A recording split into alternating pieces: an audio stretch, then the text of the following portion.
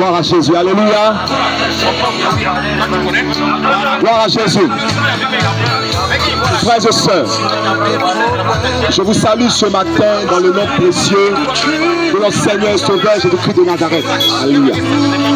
Nous sommes encore une fois ici pour ce moment intitulé le jeudi de l'évangélisation. Un moment où nous voulons proclamer la Seigneurie de Jésus-Christ. Un moment où nous voulons proclamer l'évangile. Parce que l'évangile, c'est l'antidote des poisons démoniaques. Parce que l'évangile, comme a dit Paul, c'est la puissance de Dieu pour le salut de quiconque croit. Alors nous sommes heureux ce matin de proclamer l'évangile, afin que si tu es malade, tu guérisses. Afin que si tu as le cœur brisé, tu sois consolé. Afin que si tu es dans la captivité, tu sois délivré. Parce que l'évangile guérit les cœurs. Parce que l'évangile libère les captifs. Parce que l'évangile, c'est l'antidote des poisons démoniaques et sataniques. Au nom puissant de Jésus. Alléluia. Gloire à Jésus. Ce chant que tu écoutes, si les médecins t'ont dit que la maladie que tu Emmanuel Apata est incurable, tout ceci, tout va bien avec Jésus. Je voudrais te dire, et mon frère, ma soeur, c'est la vérité. Parce qu'avec Jésus de Nazareth, tout va bien. Parce qu'avec Jésus de Nazareth, tout va bien. Alléluia.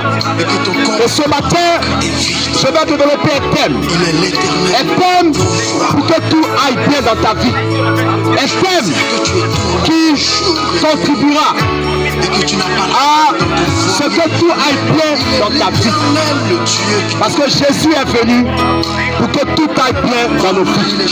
Il est venu pour redresser les faits tordus. Il est le colmateur de brèches. Alors ce matin, ce que je vais donner comme prédication sera donné pour que tout aille bien dans ta vie. Parce que mon frère, avec Jésus, tout va bien. Alléluia. Le thème de ma prédication de ce matin est le suivant. La foi qui fait vivre. La foi qui fait vivre. Oui, mon frère, il y a une foi pour vivre. Il y a une foi qui fait vivre. Il y a une foi pour guérir. Quand tu es malade, il y a une foi pour entreprendre. Il y a une foi pour réussir ce que tu fais. Il y a une foi pour te sortir des problèmes. Il y a une foi pour te sortir du puits de la pauvreté. Il y a une foi pour rétablir les choses dans ta vie. Et ce matin, je vais parler de cette foi qui fait vivre. Cette foi qui fait vivre. Il y a une foi qui fait vivre. Il y a une foi qui te permettra de vivre. Même quand tu es malade, il y a une foi qui te permettra de guérir. Et ce matin, je vais te parler de la foi qui fait vivre. La foi qui guérit. La foi pour être restaurée. La foi pour être sauvée. La foi pour régner de personnes. Et que la gloire revienne à Jésus de Nazareth, qui nous donne ses connaissances pour notre vie. Alléluia. C'est quoi la foi? C'est quoi la foi? La foi, selon Hébreux 11:1, est une ferme assurance des choses qu'on espère, une démonstration de celles qu'on ne voit pas. Il y a des choses que tu espères dans ta vie, il y a des choses que tu veux voir se manifester dans ta vie. Mais pour que ces choses arrivent à l'existence, il te faut la foi, car notre Maître Jésus a dit, si ta foi est comme un grain de sénévé, tu diras cette montagne, ô toi, et jette-toi dans la mer, et cela arrivera.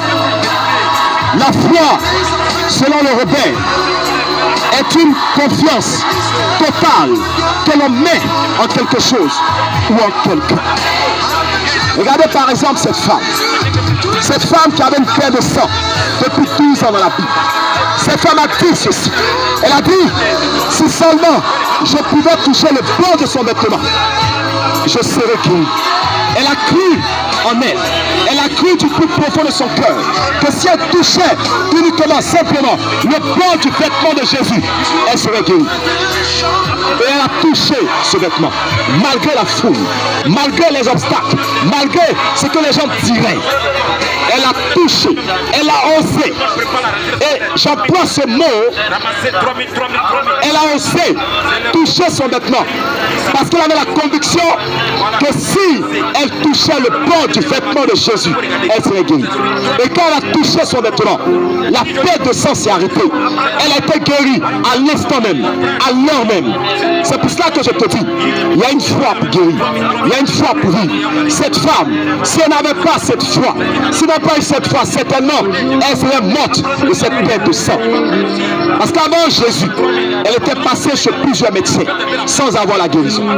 Mais par sa foi, elle a obtenu la guérison. Alléluia. Alors je vais te dire ce matin qu'il y a une foi pour vivre. Je vais te parler ce matin de la foi qui fait vivre. La foi qui fait vivre. Qui fait vivre, c'est qui maintient en vie. Mon frère, laisse-moi te dire, il y a des gens qui ont perdu la vie de façon précoce parce qu'ils ont manqué de foi. Je pourrais dire qu'ils ont eu la mauvaise foi.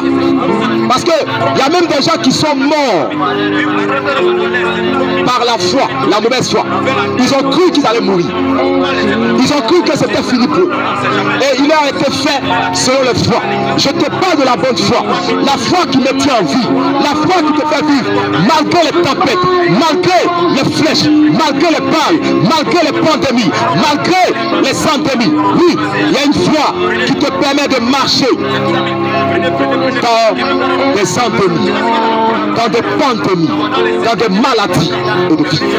Je vais te parler ce matin de cette foi, mon frère. L'un des intérêts de ce sujet, cher frère, c'est ta survie. Alléluia. L'un des intérêts de cette prédication, mon frère, ma soeur, c'est ta survie. Ta survie.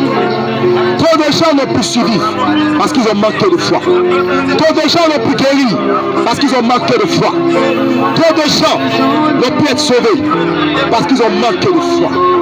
Il te faut la foi pour suivre. Il te faut la foi pour vivre. Alléluia. Et à travers cette prédication, je ferai l'effort de te donner le maximum de foi pour que tu vives, pour que tu guérisses où tu es.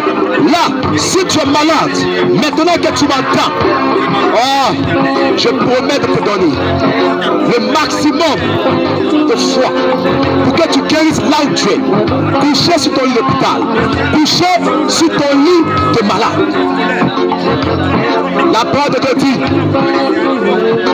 la foi vient de ce qu'on entend. Et ce qu'on entend vient de la parole de Dieu. Et ce matin, je ferai en sorte que tu entends des paroles qui vont te guérir, des paroles qui vont t'emmener à te lever de ton lit si tu es malade, des paroles qui vont t'emmener à te lever de ta natte si tu es malade, afin que tu reçoives la guérison. Alléluia. Gloire à Jésus.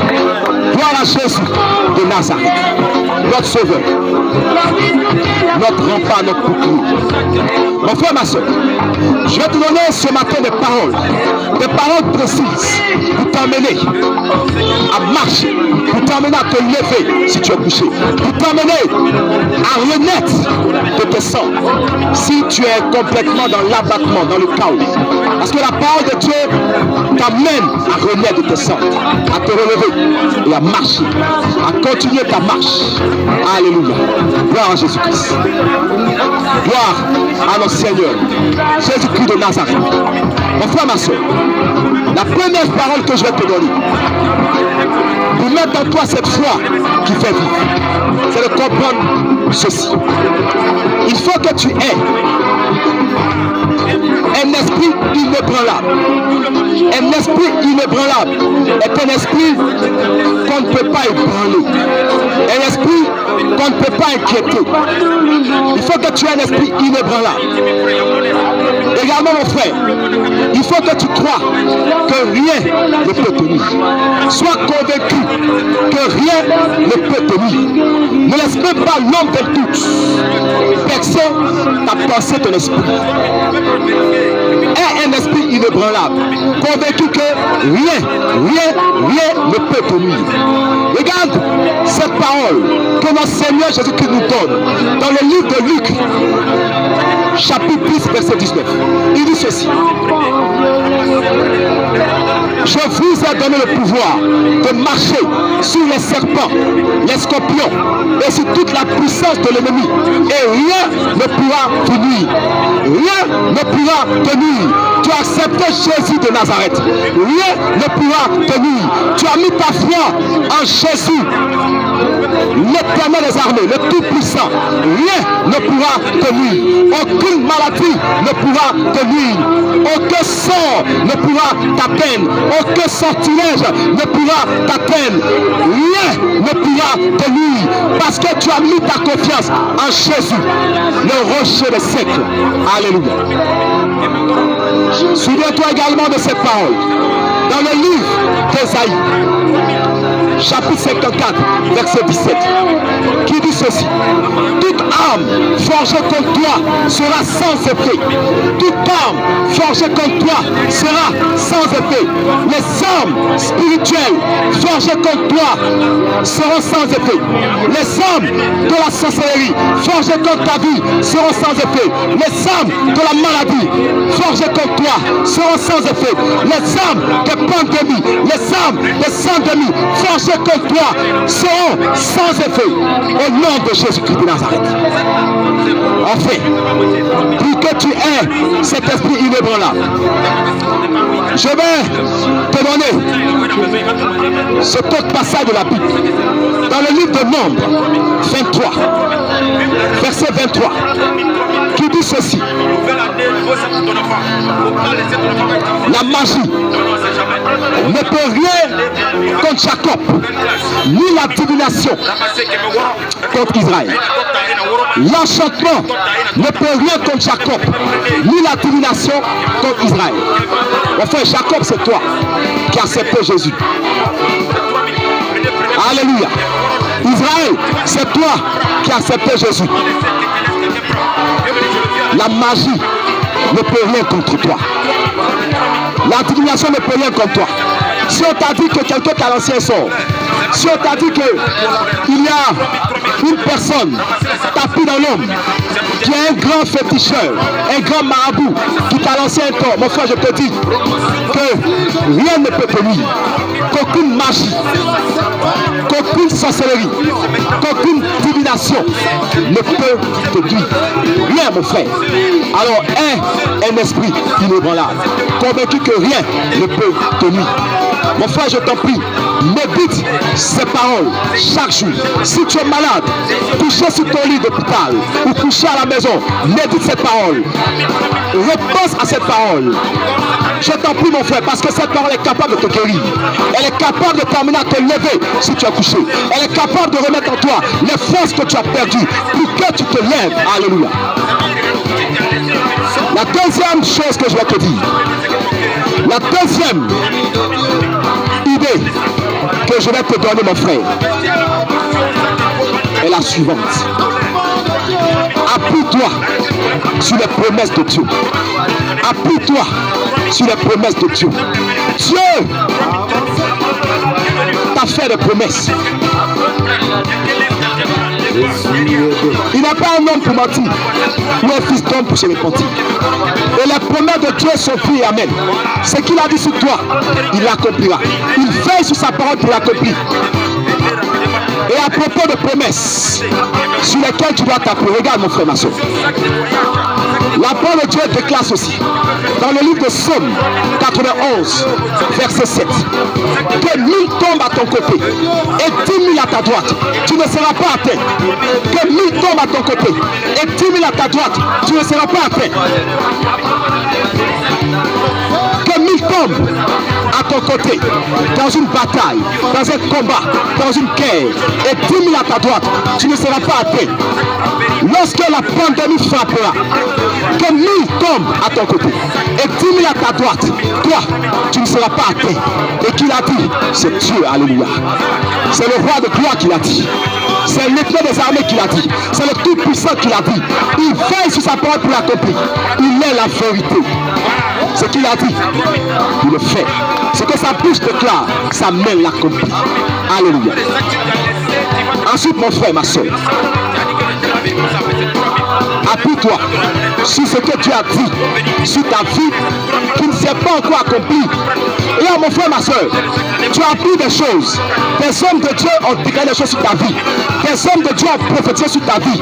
Des prophètes t'ont dit des choses sur ta vie. Des choses qui vont arriver dans 2 ans, dans 5 ans, dans 10 ans, dans 15 ans, dans 20 ans. Ces choses ne sont pas encore accomplies, mon frère. Regarde, ces choses doivent s'accomplir avant que tu ne partes, avant que tu ne meurs, avant que tu ne quittes ce monde. Tant que ces choses ne sont pas accomplies, tu ne mourras pas, tu ne partiras pas. Alors, appuie-toi sur ces choses, appuie-toi sur ce que tu as dit, sur ta vie qui ne s'est pas encore accomplie. Tu ne peux pas mourir, alléluia. Parce que ces choses-là qui te concernent ne sont pas encore venues à l'existence. On a dit trop de prophéties sur ta vie, mon frère. Peut-être même que la moitié de ces prophéties ne s'est pas encore accomplie. Peut-être même que le tiers de ces prophéties ne s'est pas encore accompli. Et toi, tu penses que tu vas mourir. Toi, tu penses que cette maladie va t'emporter. Oh, mon frère. Non. Mon frère, je te dis non. Regarde un peu ce que Dieu a dit à Anania à propos de l'apôtre Paul.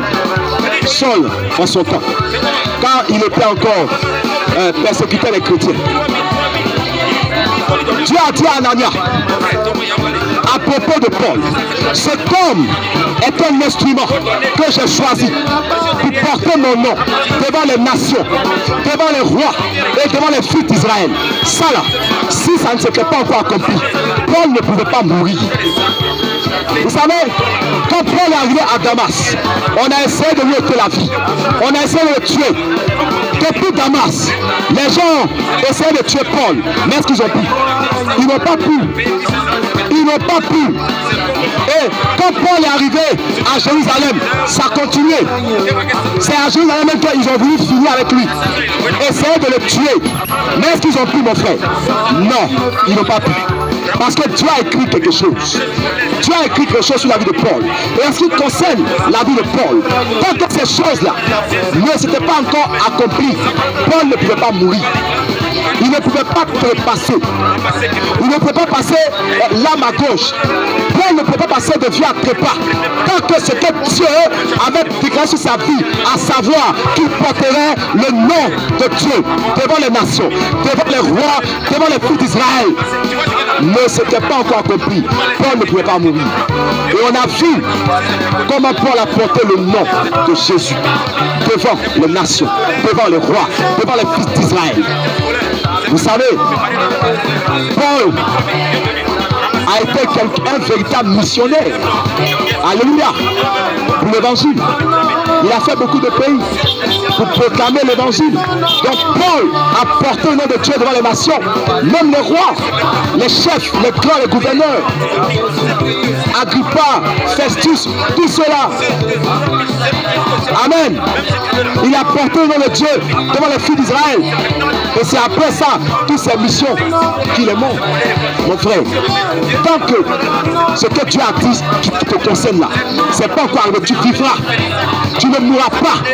Aucun mystique, aucun marabout, aucun féticheur, aucun sorcier ne pourra te nuire. Tu accompliras l'œuvre de Dieu. Ces choses-là, tu les accompliras. Ce que Dieu a dit que tu feras, tu le feras avant de mourir. Alors si tu es couché, au moment où tu entends cette prédication, maintenant mon frère, lève-toi de là. Maintenant mon frère, reçois la guérison. Si tu es couché maintenant, tu penses qu'on t'a attaché en sorcellerie. Maintenant tu as dit, je te dis que maintenant Jésus te dépasse. Je te dis que maintenant, comme tu es un enfant de Dieu, la sorcellerie ne peut pas te tuer. Comme tu es un enfant de Dieu, Jésus maintenant reconstitue tes os et tu te lèves là où tu es couché. Tu te lèves maintenant parce que Jésus en toi, la puissance de Dieu en toi. Maintenant mon frère, tu reçois la guérison. Là, tu as la force, tu entends ces paroles, tu entends ces paroles, tu entends ces paroles. Et maintenant là mon frère, la foi entre en toi, la force maintenant entre en toi et tu te lèves de là où tu es couché. Alléluia mon frère. Et tu reçois ta guérison maintenant parce que Jésus est vrai, parce que Jésus est réel. Mon frère, ma soeur, à quoi pourrais-je comparer la foi? À quoi pourrais-je comparer la foi? Mais il y a l'apôtre Paul qui a comparé la foi à un bouclier. Et c'est une bonne comparaison. Il dit, la foi est un bouclier. Prenez par-dessus tout le bouclier de la foi avec lequel vous éteindrez tous les traits enflammés du malin. Mon frère, le diable se met en toi le doute. Le diable que tu mettes en toi que c'est fini pour toi, que tu vas mourir, pour que tu meurs. Mais regarde, Dieu te donne maintenant la foi pour que tu te lèves, pour que tu te lèves, pour que tu te mettes à marcher. Parce que mon frère, rien n'est impossible à celui qui a la foi. Rien n'est impossible à celui qui a la foi. Celui qui a la foi, qui est perdu de paix, qui peut marcher par la foi. Celui qui a la foi, qui est malade, qui est touché, peut se lever par la foi. Celui qui ne peut pas bien courir parce qu'il est malade, par la foi peut se mettre à courir parce que la foi est capable de tout. Mon frère, ma soeur, il te faut la foi. Il y a une foi pour vivre, il y a une foi pour guérir. Si tu es couché encore sur ton lit d'hôpital ou sur ta natte à la maison, que tu es malade, c'est parce que tu n'as pas encore cette foi-là. C'est parce que tu n'as pas encore cette foi, mon frère. Aie cette foi et tu guériras pour la gloire de Dieu. Aie cette foi maintenant, qu'elle te contamine. Là où je parle, que la foi te contamine, qu'elle remplisse ton cœur maintenant et que tu guérisses maintenant. Que la foi remplisse ton âme, remplisse ton esprit et que là, maintenant tu te lèves, que tu marches, que tu bondisses, que tu te lèves. Regarde dans la Bible, il y a eu des percus. Paul prêchait l'évangile et il a vu un homme impotent de pied, paralytique. Paul l'a regardé, Paul a vu qu'il avait en lui la foi. Paul a vu qu'il avait la foi dans ses yeux. Alors Paul s'est appuyé sur sa foi et Paul lui a tiré l'ordre de se lever. Alors il s'est levé et il a bondi, lui qui était impotent de pied, il s'est levé et il a commencé à marcher. C'est cette même foi qui a permis à Pierre et à Jean de faire marcher ce paralytique mendiant. Par cette même foi, ma foi, toi aussi, tu guéris, tu marches au nom puissant de Jésus-Christ. Parce qu'il est le même hier, aujourd'hui et éternellement. Alléluia! Gloire à Jésus de Nazareth. Gloire à Jésus. Alléluia.